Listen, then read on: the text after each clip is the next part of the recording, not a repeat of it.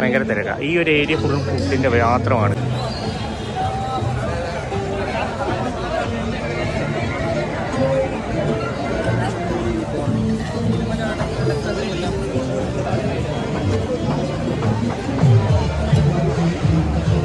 വേറൊരു എൻട്രിയാണ്, അവിടെ പള്ളിയുണ്ട്, കരാം പള്ളിയാണ്. റോഡുകളൊക്കെ ഭയങ്കര ബ്ലോക്കാണ്. ഇവിടെയും കൊണ്ട് അടുത്ത റമദാൻ സ്പെഷ്യലാണ് സംഭവം. ഇങ്ങനെ കുറേ സ്ഥലങ്ങളുണ്ട്.